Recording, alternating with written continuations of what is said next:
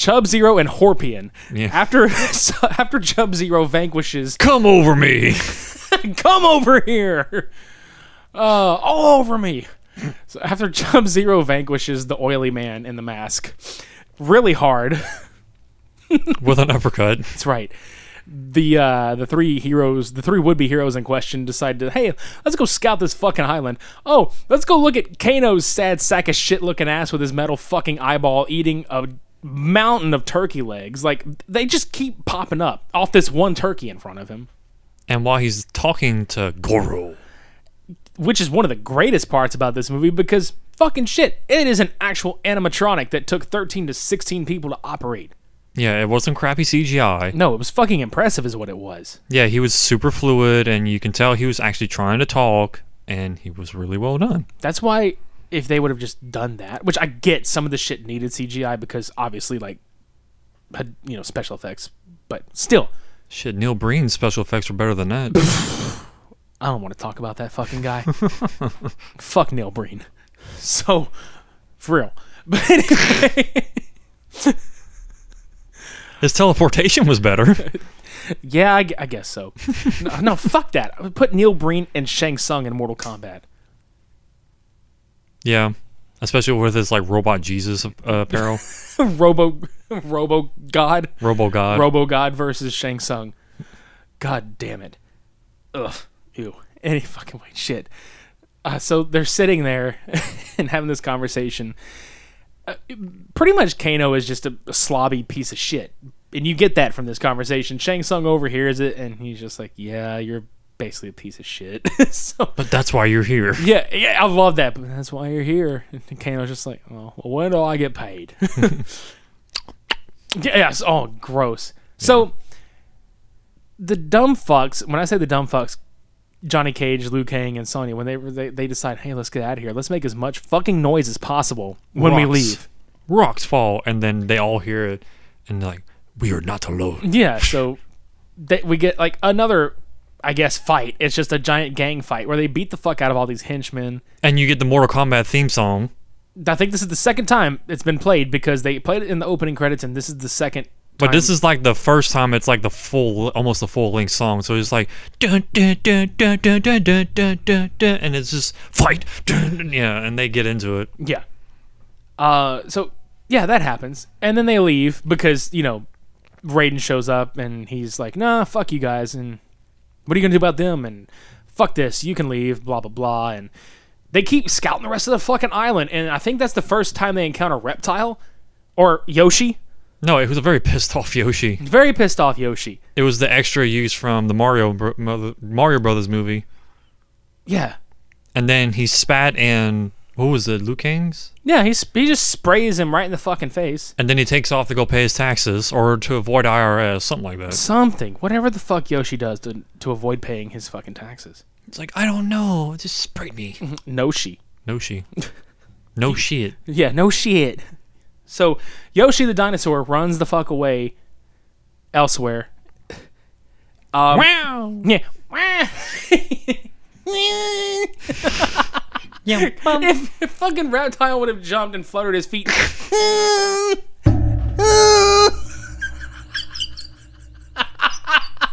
I fucking break you a little there? I want to see a Mortal Kombat with that now. Yum bum. Wow. Mario Kombat. Please make it happen. Let's a fight. I just want to see a Smash Bros movie like this now. Very dark tank, yeah. Yes. I need that gif now. Just Reptile going.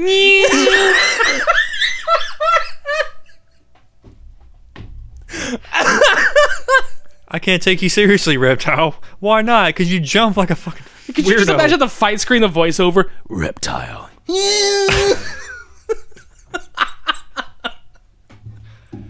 I would immediately just stop and be like, okay, I'm done. Fuck this shit. I can't fight him. Mario. Let's go.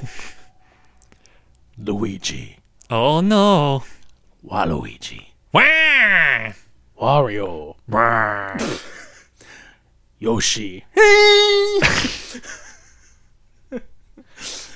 Peach. Cunt. Ow. Ow. That hurt. Oh, shit. Any fucking way. God. Donkey Kong. Expand. Expand. Banana. Yeah. Please make this happen, damn it. Somebody. Anyway. And give me somebody while I'm waiting. Fucking Clark Griswold's boss. Yeah, give me somebody. Anybody. Give me somebody while I'm waiting. So the second fight of the movie happens. And believe it or not, this it's the second fight in Mortal Kombat. It's Liu Kang versus DJ from Street Fighter, which he finally wrecks it on the island, and it's like, oh yeah, I'm gonna just spend this bison money to jack myself up and oil myself down. Mm-hmm. It's not actually the actor that plays DJ, but we would like to think that when DJ escaped the Shadaloo City in Street Fighter, he went to Outworld to fight in Mortal Kombat. Yep. Probably gets his ass handed to him though. Mm-hmm. Your soul is mine. And then he turns like light white blue, so he's almost like Michael Jackson in it. And I think this is another flawless victory. Yep. Kind of approach where I'm sitting there like, no, because Liu Kang got fucking punched a few times, man. He took some damage. He took some Van damage. Yeah. I mean, it wasn't really Van damage, but god damn it, it's funny to say that. Goddamn Van damage. Goddamn Van Damme is too low. Fuck. It's too low. Yep. Don't worry, you guys will get a bonus episode that'll explain that sometime in the future. I fucking promise that. But anyway, like, this is where the nonstop martial arting happens. We warned you in the beginning of the film. No, we didn't. We really fucking didn't. And then this is where we get, It's Kano and Sonya as the third fight. Okay. So, Sonya... AKA Gravity Falls, the battle. Yeah. So, Sonya refuses to fight, and Shang Tsung's like, well, I have a gift for you that may change your mind. And she's like, nothing will ever change my mind. Then here comes Kano. It's like, I'm ready. Basically. Hello, baby. Hello, baby. Did you miss me? So they proceed to fight, and thinking that he knows all of her moves. Kano gets his ass handed to him. But there's one point that I'm a science nerd for a little bit. She does this like off the ground, wraps her legs around his neck, tries to like toss him down, but she stays like vertical for like a good 5 or 10 seconds. Her tits don't come out of her shirt, and her shirt's pretty low cut. So I'm like, you said last night, it's like they might have like taped her tits to like keep them from flying out. That's what I was thinking. I was like, man, they had to use some magic tape like a motherfucker. And I'm not trying to sound sexist or anything, but it's just physics. It's exactly that. You're in a tank top with no bra. How the hell did that not happen during shooting? Yeah. Like, that had to have been hellacious trying to get that to stay put. Yeah. No bullshit. I'm not trying to be a perv. It's just, why did they not go, whoop? I had to laugh my ass off at it. It's like, holy shit. But yeah. She proceeds to, break his neck and kill him. So you hear that. After he slobbers all over her calf, which is just... That's probably the one way I would like to die is by her thighs. So thighs! And cracks neck. The hills have thighs, sir. And they are Sonya Blade. Yeah. And then we move on, like, almost immediately elsewhere. In a forest, some fucking where. Johnny Cage is walking around and he encounters the cartwheeling Scorpion. Get over here! Launches his goddamn thing through the fucking woods, and he's just running his ass off, and somehow a tree has stopped the length of this fucking endless damn grapple, which is alive in this version. Yeah, the CGI is definitely strong with this one. It's so bad. Because yeah, it's really bad. It tried so hard to look like it was going the splatter effect around the tree itself, but then it literally, you can tell like just the shininess of the CGI was apparent. So it pretended to penetrate this tree and then pulls off, and then Scorpion decides to, take Johnny down south. Yeah. Into hell. I would like to point out that fucking grappling hook also rolled around in a table full of turkey grease. Yeah. Slobbery. Now, this is something that I will say about this movie over Street Fighter, is that the set pieces were glorious in this fucking film. Especially this sequence where they're fighting in hell, basically, because there's like scaffolding all over the place, but they decorated to look like just bones and just debris and just hell. Skeletons everywhere. Yeah, like it was dark and creepy looking, and it had the bright lighting, the smoke effect, and everything, and it was just really cool. Not to mention the fact that this was a really good fight sequence in the movie. In fact, I want to say that Lyndon Ashby, the guy that plays Johnny Cage in this movie, was doing a lot of his own stunts because Robin Shaw, the guy that plays Liu Kang, told him it would look better if you did it yourself. Well, he wore padding and shit so he could take some of the kicks and the falls and shit, but there was at one point that the guy playing Scorpion accidentally kicked him right perfectly between the padding into his kidney, and he was pissing blood after that for a while. Oh, fuck. Yeah. So, good on fucking Lyndon Ashby for, doing this shit. And that's what I loved about this movie, was that a lot of these guys did their own shit. Taking one for the team. Yeah, so Johnny Cage is not a fake. Fuckers. He is for real. But I love this fight so much because you got a lot of the fan service with the get over here. They use the voice clips from the fucking games. Good soundtrack, by the way, which that goes without saying for this fucking movie. Slices him up. He starts bleeding fucking fire and everything out. Kills his ass. And one of the high points for me as a child seeing this in theaters was the whole the fatality where he leaves him his autograph on a photo of himself. To my greatest fan. Fuck yeah.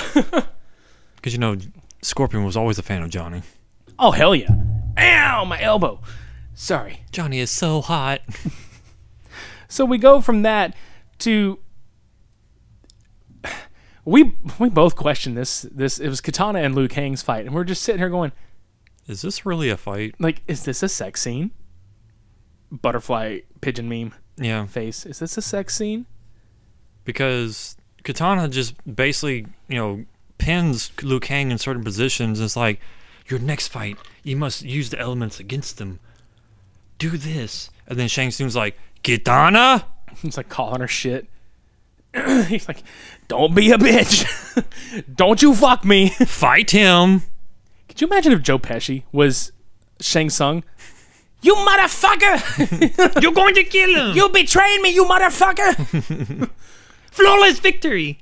It's like, you put him to sleep or I'll put your fucking brain to sleep! Doing some fucking mafia hit shit.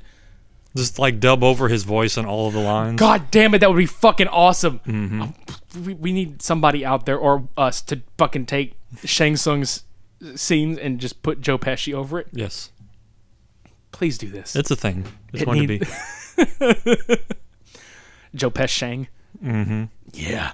So this fight doesn't really have a, quote, clear victor or loser because almost everybody in Mortal Kombat that loses is dead. But the thing is, Shang Tsung wants both of these people alive, so it's like, well... Well, I can't fucking kill either one of them, so I guess this fight should have never fucking happened to begin with. Who made the bracket? Oh, I'm gonna kill you now, take your soul. Yeah, because we don't ever really see anybody... I think Johnny Cage has, like, 2 fights. Sonya has 1.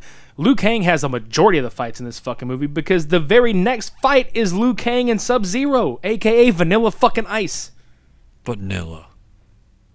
Ice, ice, baby. So yeah, they hash it out, and Sub-Zero does his like protection bubble of like, don't come near me. Which this was a nice fight too, because they for a moment had another like linear stage where they fought back and forth on, kind of like the games. But then Kitana pops up in the background. Liu Kang looks at him and is like, use the elements against him, and he's like, water. Oh, water. Throws a freaking bucket of water at Sub-Zero, and it turns into this big ice, like, big ice like lobotomy right into his fucking chest. That's right. So after Sub-Zero has his ice handed to him. Yeah. He was an ice guy, but... Ice guys finish last. Yeah, they do. Snowbody knows but us. Snowbody knows. I love that. Snowbody knows. The sorrow. Fucking Sub-Zero was a 0. Yeah. What a bastard. He went from chub to sub.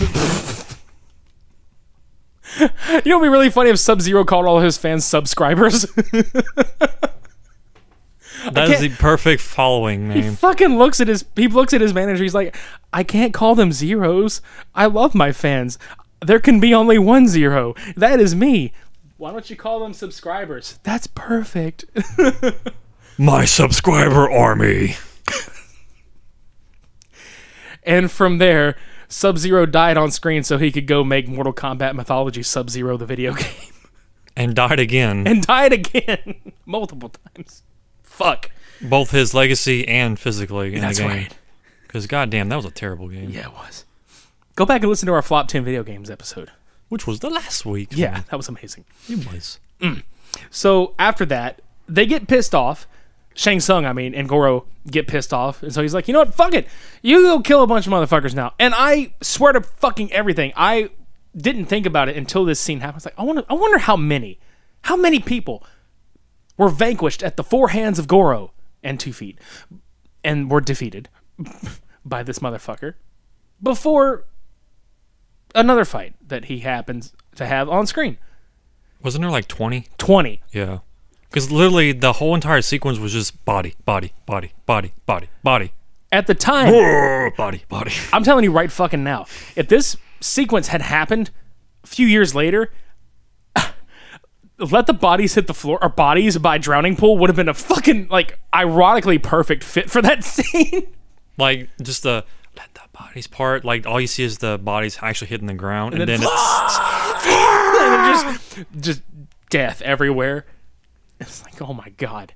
Yes. But yeah, we get the magical fight that is Goro. Versus Art Lang, who Johnny Cage runs into on the boat in the beginning of the film, and is only, here and there, I think maybe once or twice more throughout the movie does he actually appear and have some kind of dialogue, because Art and Johnny have a mutual respect for each other in the martial arts industry. Art winds up befriending these people, and he was created for this movie, so it is essentially a throwaway character that only was existing to add a personal loss, because Goro just fucking kills his ass. Yeah. He bitch slaps him a lot. Yeah, he bitch slaps him with all 4 arms. He's armed and dangerous. Yeah. Heavily. Yeah, he grabbed the lower 2 arms, grabbed both of his hands, and just literally punched the shit out of him with one hit. Just right in his fucking temple. Almost. One hit wonder. Yeah. Anyway, here's Wonderwall. Yeah. Punches the fuck out of him. But yeah, and then Johnny gets pissed off, and he decides to take the fight to, Goro, basically. Oh, another flawless victory, mind you. Yeah. Which didn't count because he got fucking punched. Twice. A couple times, yeah. Yeah. So, this leads... Get your shit right, Sanction. Yeah, no shit, motherfucker. So this definitely leads to the quote-unquote 8th on-screen fight, because Johnny Cage winds up challenging Goro, which is really funny because there's a shot before this happens of Liu Kang trying to meditate on the beach, and we fucking cracked up at this, because what the fuck is going on? It looks like one of those commercials for pre-meditation, and calming aura CDs. To relax your mind, let Liu Kang take you on a journey to the spiritual world. And it had the silhouette of Liu Kang from the side profile. The flags. And it had the sunset and the beach, and it's just a perfect stock image of what these CD covers would have. Liu Kang's Mortal Meditation. Mortal Meditation, exactly. All major credit cards accepted. With K instead of C. Yeah, credit cards. 1995. Literally year and price. Yeah. But wait, there's more. If you call now, we'll throw in a second set for absolutely free. It will annihilate your stress. Yes. Dun, dun, dun, dun. Calm. Yeah, exactly. Fight or flight? Flight. I fly. In my mind. Jesus Chrysler. So yeah, Johnny goes in, proceeds to go knuckle to him, and he squats, does a split, and punches Goro right in the fucking dick. Which is the Jean-Claude Van Damme signature fucking move. And Goro's just screaming, just sound like Sylvester Stallone when he had too much to drink. That's crushed his sunglasses too. Yeah. That was probably why he nut crushed him. Oh, I would have too. Yeah. Those were $500 sunglasses, asshole. Yep. But yeah, he runs away, like Johnny does. And Shang-Chi's like, go get him, you fucking idiot. Moron. Yeah. And proceeds to this, exit on the cliffside. And, Johnny's on this, top part of it. And he, I guess, gets the leverage on him and kicks him off. And he just, Oh, he kicks him in the face and then hits him with 2 roundhouses and then kicks him in the face again. Johnny Cage just fucking made such short work of this guy. Yeah. and he tries to get back on the ledge by holding on, and he's just nope. This is where you fall down. Yeah, Bye and bye. go boom. So it is hilarious because if you look, he's supposed to fall down, but if you look at how the screen and the angle is, it is a flat shot that looks like he's being pulled away from the camera, like vertically, like he's standing vertical and being pulled away from the camera to the side, and he just kind of disappears in these clouds. Yep. Magic.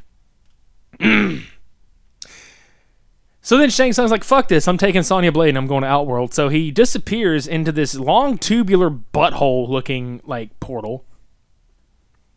Yeah. Annihilation anus. We were cracking the fuck up in this sequence because he's taking her and then fucking Liu Kang from the back running, stop! With his proper English, stop! Stop! Get some help! Where's he taking her? The Emperor's asshole. Yeah.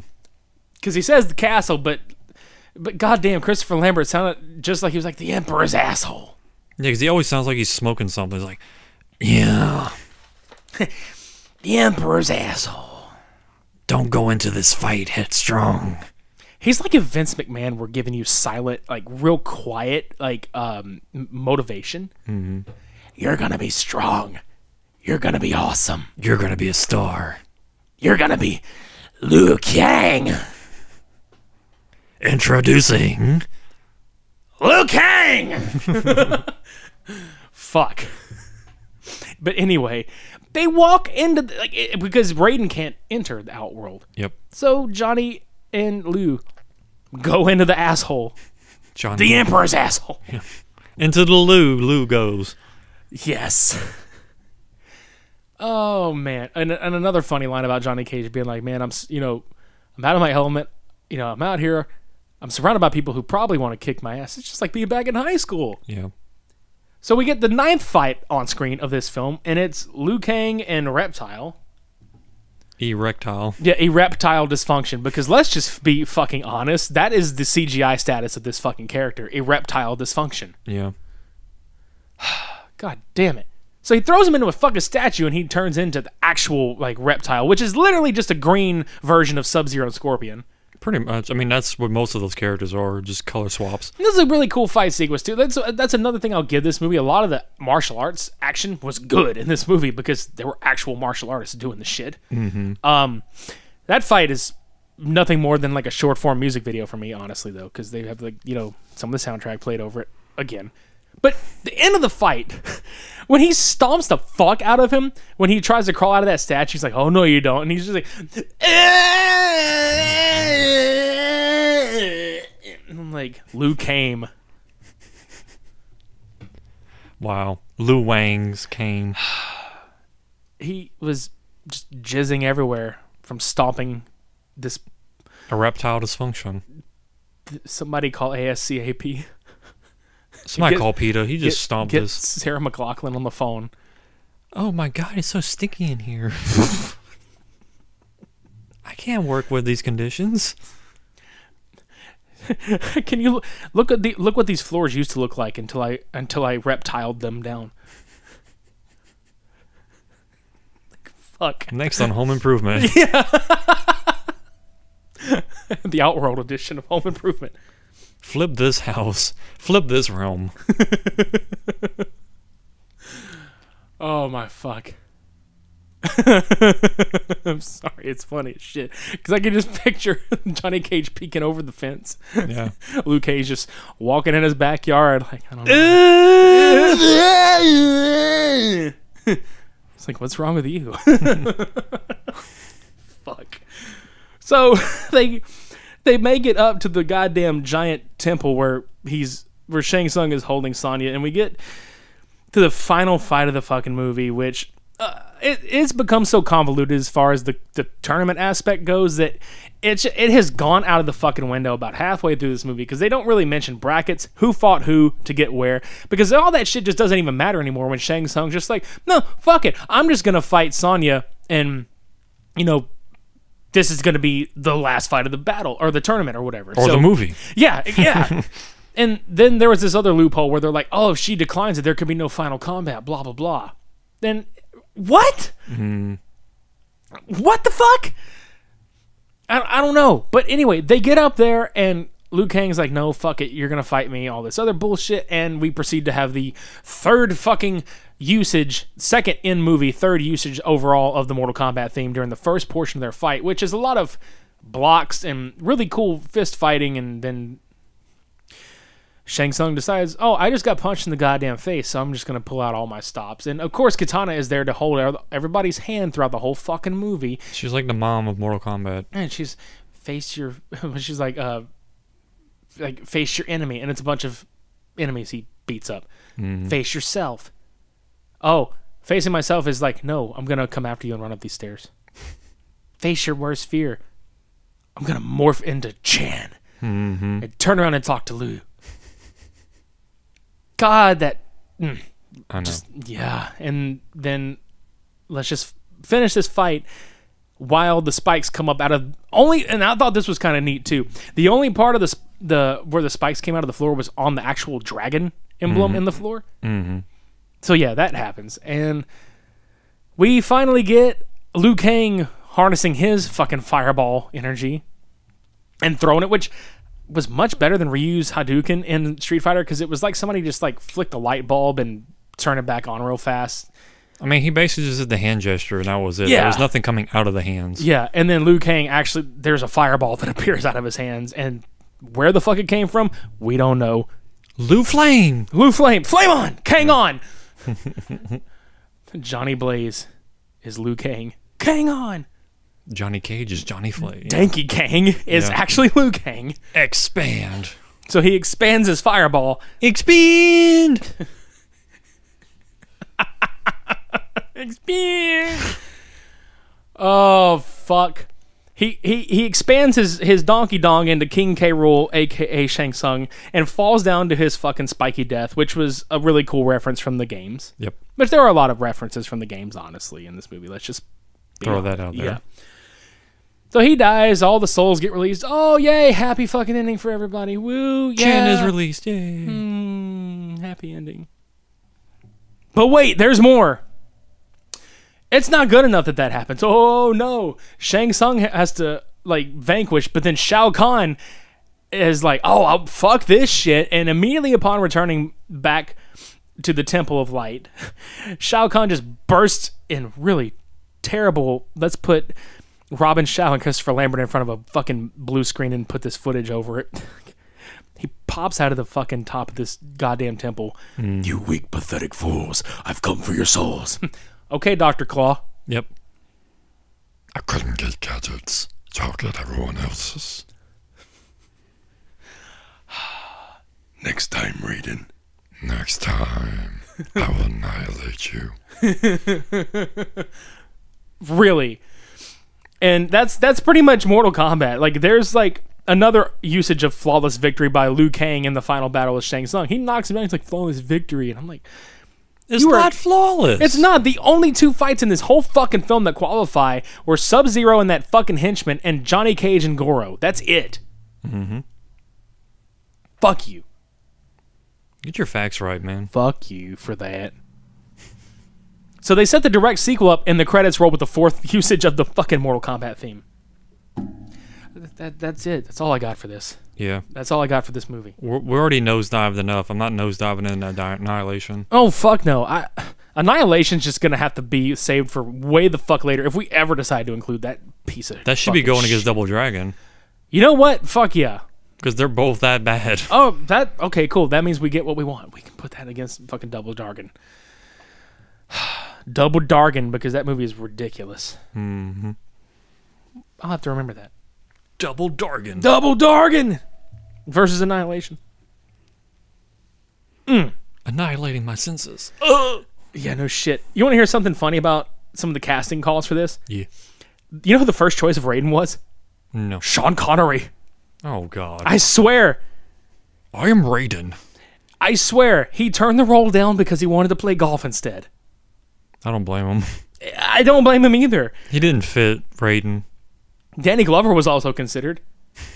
Could you fucking imagine him? Like, At the end of Mortal Kombat, Danny Glover is Raiden, does all the line delivery just like Lambert, but when Shao Kahn pops out, he just is like, I'm too old for this shit. Then Joe Pesci would have made sense as being Shang Tsung. Oh, fuck!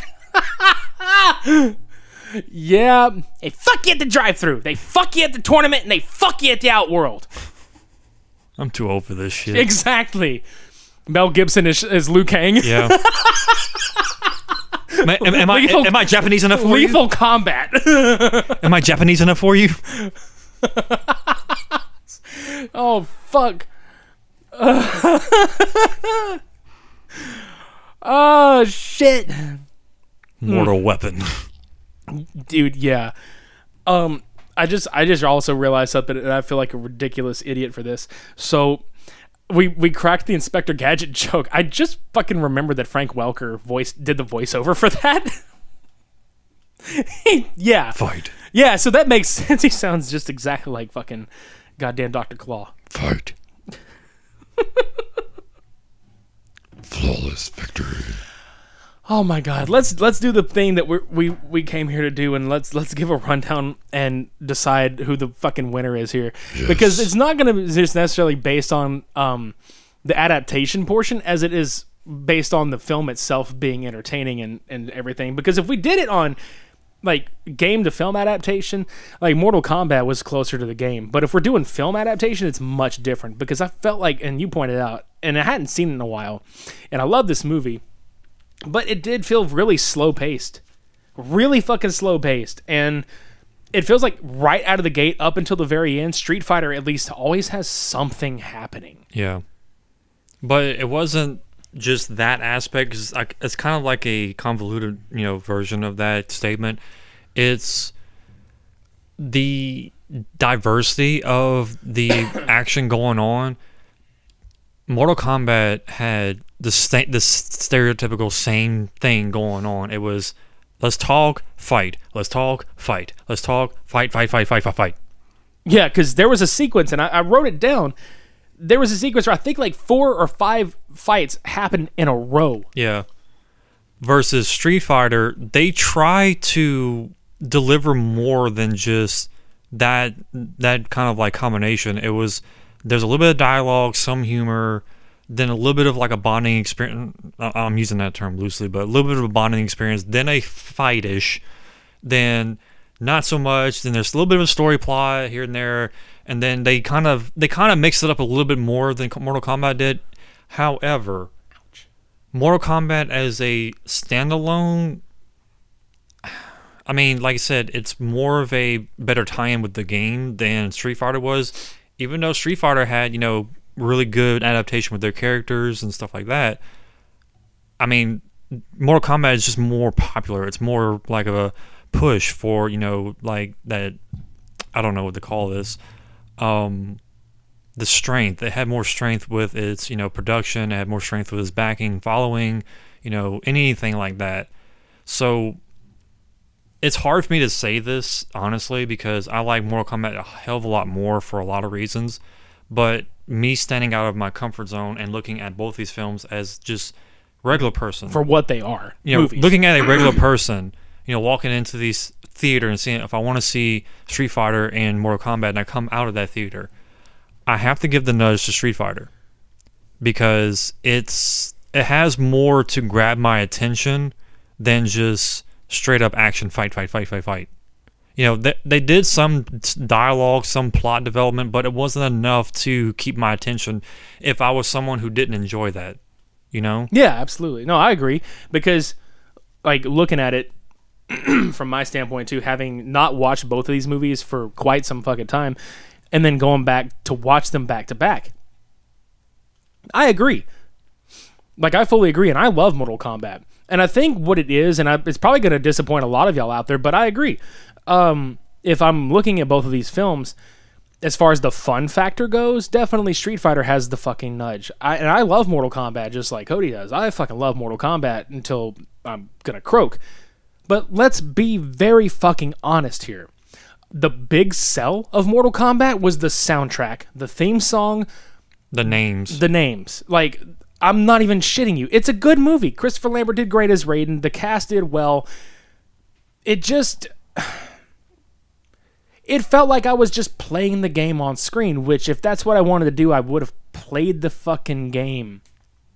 And that's really all I have to say about it. And it's not that it's a bad movie. I love both of these films.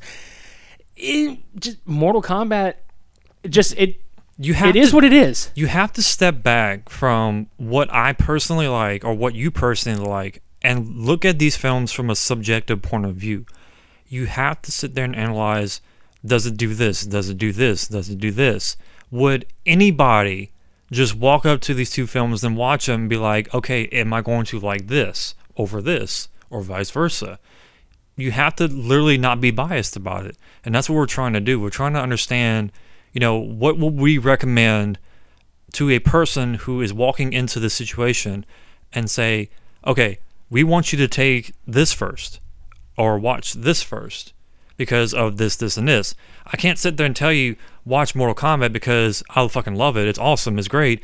Yeah, it is. But if it doesn't appeal to that person, then you're basically saying any fighting game adaptation to movie is based on Mortal Kombat. Then they're going to be like, I don't really like that. It doesn't grab my attention. So it's like, well, I didn't really recommend you something good. So that's why I'm like, I would recommend Street Fighter to watch first because it's more well-rounded. Yeah, and something I pointed out while we watched this was also Street Fighter, the movie, has such a 1980s action film feel to it. The colors are, it's still vibrant. The colors are vibrant in the film. It's over the top. You've got a villain who is very, like, I keep saying over the top, but I mean it. Like, the villain, Raul Julia, chewed up the scenery and every fucking bit of it that he was in, and they couldn't have cast him more perfectly. He is the actual best part of that film. But again, if you look at it and you're like, okay, the character of Guile is a military dude. Okay, he's in the fucking military leading the war against Bison, who, for all intents and purposes, is also a dictatorish leader. A warlord. Yeah, he's a warlord. And it would make sense to have those two at an actual war with their, army of good and bad guys. And then you just have the other characters who were they're kind of tossed in there.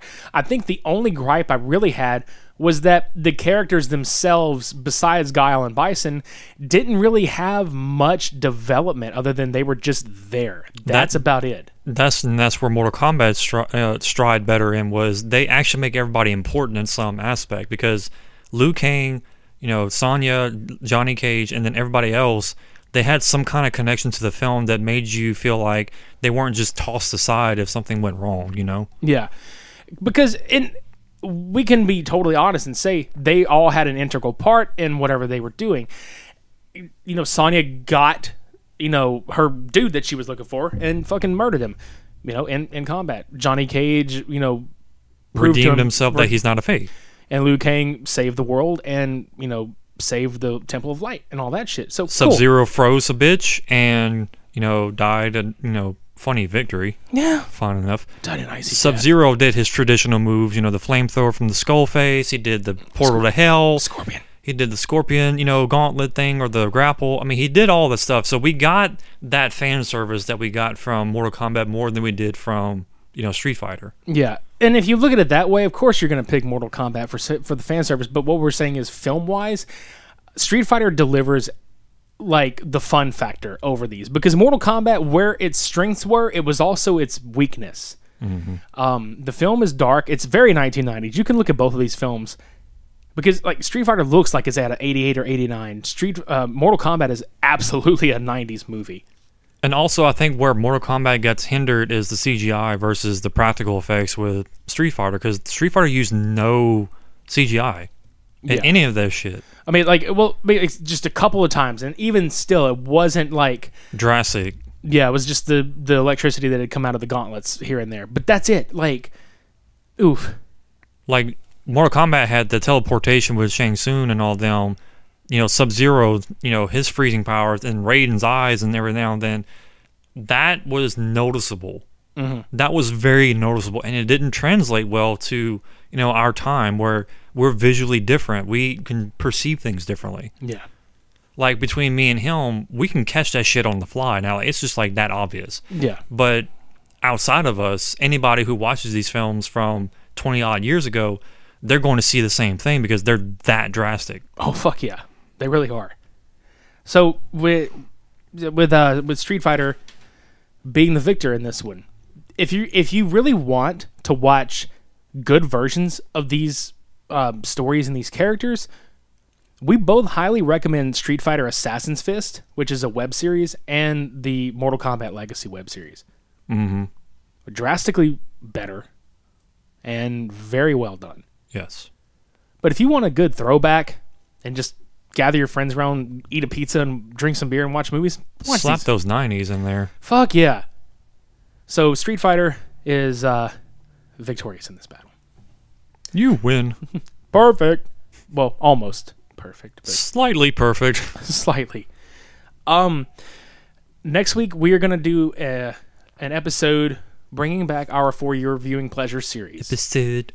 We are going to be talking about Infected Mushroom's new album. Head of NASA and the Two Amish Boys.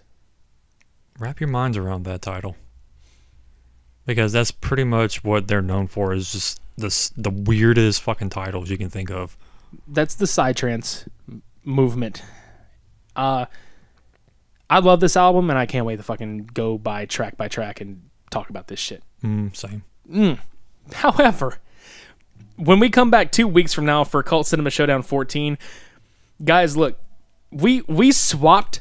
We've got episodes scheduled all the way to June right now, but we fucking swapped like the movies we were going to talk about on this episode for this shit. Okay.